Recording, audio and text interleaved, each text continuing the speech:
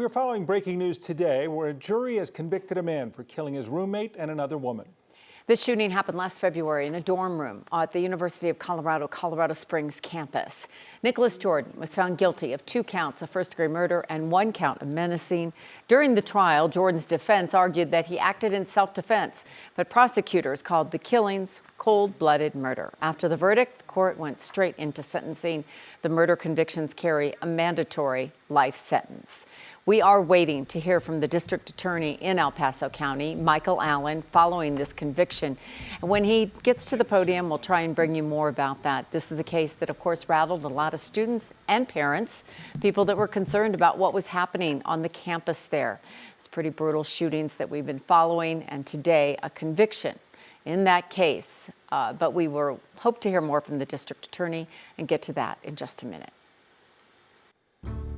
Today, we also saw another down day on Wall Street, fears growing over the economic impact of tariffs. At the closing bell today, the trading day ended with another decline. The Dow did come off session lows of nearly 1,000 points, but did finish with a drop of nearly 700. The market's reacting to Fed Chair Jerome Powell's concerns that tariffs will fuel inflation. And like most Americans, Coloradans are feeling the effects of President Trump's trade war. Today, Colorado Governor Jared Polis met with manufacturers in the northern part of the state who say they're feeling the pain. A mountain bike maker in Loveland told the governor half of his revenue comes from international sales. 9 News Northern Colorado reporter Amanda Gilbert spoke to the owner about the impact. Dozens of NOCO manufacturers headed to Loveland to talk about the Trump administration's tariffs with Governor Polis. More concerned, it's frankly an emergency for businesses. Some manufacturers who attended the meeting, like J Doctor, say it's too early to understand the full impacts on local businesses. It's a tool right now to be used in negotiation with other countries. That's the purpose. And since it's being used as a negotiating tool right now, it's a little premature to know what's going to happen. But that uncertainty is why Loveland's Push Industries is worried. Where about 50% of our total company revenue actually comes from our international business. Founder Darren Murphy says they make mountain bike parts. Then we moved into making rear shock absorbers for mountain bikes. These shock absorbers made here sell worldwide. Distribution in the UK, in Germany, Singapore. So our big issue now is definitely export. More recently, yeah, there is a little bit of pushback even from Canadian customers where because we're a made in the US company, or product, you know, they're pushing back saying we don't want to buy U.S. I mean, there's so many things that we make here, manufacturing, advanced manufacturing, and really a lot of that is at risk because the global supply chain has been all but shut down. But in this meeting, local manufacturers focused on how to support each other, regardless of worldwide changes. The meeting for me exposed me to a number of resources that I didn't realize were available. Governor Polis says he's hearing similar conversations in southern Colorado and Denver. He says some manufacturers are worried about exporting their products, others worried about getting those materials and goods from other countries. In northern Colorado, Amanda Gilbert, 9 News. Take a look outside. Now the clouds have moved in, but we're still in the mid-70s in Denver. Got up near 80 out at the airport today. The warm weather, though, is about to take a turn as we close in on the weekend. So our Weather Impact team, as always, is tracking the next storm that brings a chance for rain and snow to all of us. And Kathy Sabin's with us now. We've been talking about this a while. It seems like weekends been a little rough lately. I know. What's with this pattern anyway, right? This is springtime in Colorado. Today, 79 degrees at the airport. Clouds are rolling in now. There may be a stray rain shower tonight. It won't amount to a whole lot. The real fun starts in about 24 hours. Check out the current temperatures. 85 in Lamar, 74 in Denver, 77 in Greeley, and 79 in Sterling. Winds are starting to pick up, and that means critical fire weather conditions, mainly tomorrow. Red flag warnings, fire weather watch areas. Hard to believe with moisture coming in from the west like we're seeing, but it's very limited. The rain and snow moving across the western slope and Four Corners area, not terribly impactful, but that will change tomorrow night. A winter storm watch, a winter weather advisory. Some of the mountain areas and passes could see up to a foot of snow by Saturday morning. So I know it's springtime in Colorado, but be prepared for winter driving conditions in the mountains starting in 24 hours. Tonight, we've got an isolated shower passing through. No big deal. We're back to sunshine and 70 tomorrow after a pleasant period of weather tonight. But your weather headlines include accumulating snow for Denver. And then we're going to talk all about what that means for your Easter weekend holiday plans. Right now, we continue to try to gather more information about a stabbing that happened at an Aurora middle school. Aurora police say it happened about 3 hours ago at Aurora Science and Tech Middle School. They say that two girls were fighting outside when one stabbed the other. Aurora police say the girl was seriously injured and taken to the hospital. The other girl was detained by police. And breaking news are following here at 4 o'clock. There's a large police presence in Denver as police investigate a shooting that left at least one person injured. As it stands, police staging outside of an apartment complex along Alameda, not far from the Lowry Sports Complex. That's where 9 News' Colton Chavez is there. Colton, bring us up to date on what we know at this point.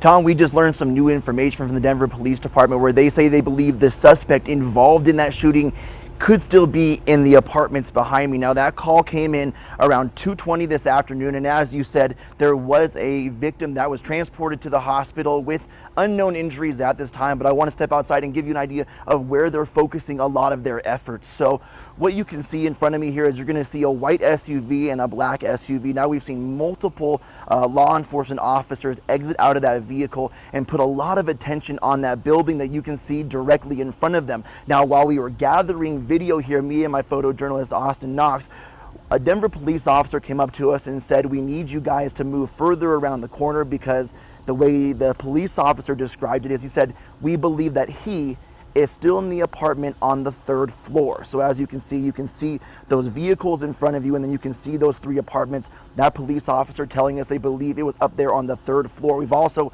been talking with residents who have been walking throughout this area this entire time. As we kind of pan left over here, another busy section of the Lowry Park apartments. You can see multiple law enforcement vehicles. Just about 5 minutes ago, there was a group of residents that have continued to kind of stage and stand outside of these apartments talking with them. What they've been telling us is that one couple said that they were up on the 3rd floor, and that's when they were told by law enforcement officers that they needed to get out of the building as quickly as possible. Now, little information right now on the details about that suspect, where exactly they are in the apartment building, but we believe from that Denver police officer that they are up there on the 3rd floor. Again, this is a developing story. They still have law enforcement officials all throughout this apartment complex. It's going to continue to develop overnight, and you can promise to trust 9 News to give you all of those latest details. But for now, I'll send it back to you in the studio.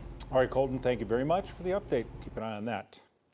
And the Aurora Police Department is changing how and when it uses its SWAT team. Now, this change comes in the wake of the deadly shooting of Kylan Lewis. An Aurora officer shot and killed him last May while executing a warrant. The officer thought Lewis was reaching for a gun.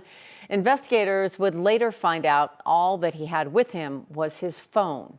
9 News reporter Rachel Krause joins us now. And Rachel, we're learning more about these changes because of an outside report that monitors the agency. Yeah, since the death of Elijah McClain, the city of Aurora and the police department have been under a consent decree to address bias in policing. And a new report released yesterday on APD says after the death of Lewis last May, Chief Chad Chamberlain is making changes about what SWAT is called out for and when. The city is generally on the right track, albeit there's some areas which clearly need improvement. Jeff Schlanger with IntegraSure, the independent monitor for Aurora and APD, says their latest consent decree report found several concerns raised about APD's handling of the Kylan Lewis shooting. Hands. Lewis, an unarmed black man, was shot and killed by APD's SWAT team while executing a high-risk warrant for Denver. We know that the shooting had some problematic areas. The report shows the officer who shot and killed Lewis was removed from the SWAT team. No criminal charges were brought against that officer. Aurora police investigated the shooting internally, too. They determined that their policies were not violated, which raises the question, okay, if your policies weren't violated, then are there the right policies? Is there the right training? And that led to the SWAT review that Chief Chamberlain undertook. Schlanger says they identified shortcomings in SWAT policies and trainings. Those have been addressed with changes. APD now has a more rigorous approval process for what warrants SWAT will execute, both for Aurora and for outside agencies. SWAT will now be deployed only when necessary, when situations meet strict criteria, and command staff will be present for more accountability. The team itself will be refocused from a broadly used response team into a specialized tactical unit, and the team will now have a designated operator for less lethal force to ensure options like taser and gas are prioritized in hopes of reducing deaths. Obviously, there's some work to be done, and we need to continue to make sure that the reforms are in fact being felt on the streets of Aurora, which is something that's very important, obviously. Schlanger says these next few months will show how well APD follows these new trainings and guidelines. Time will tell, and we'll be looking at it for sure. I reached out to Aurora Police about the changes noted in the report. APD says the changes made to SOP and to SWAT were done proactively by Chief Chamberlain, and they continue to examine policies and procedures, looking for ways to improve that align with industry standards. Rachel Krause, 9 News. So overall, how is APD meeting the consent decree so far?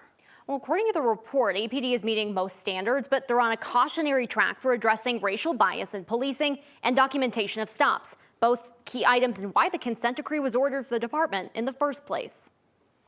Okay, well, this is something everyone's going to be following for a while. Thank you, Rachel.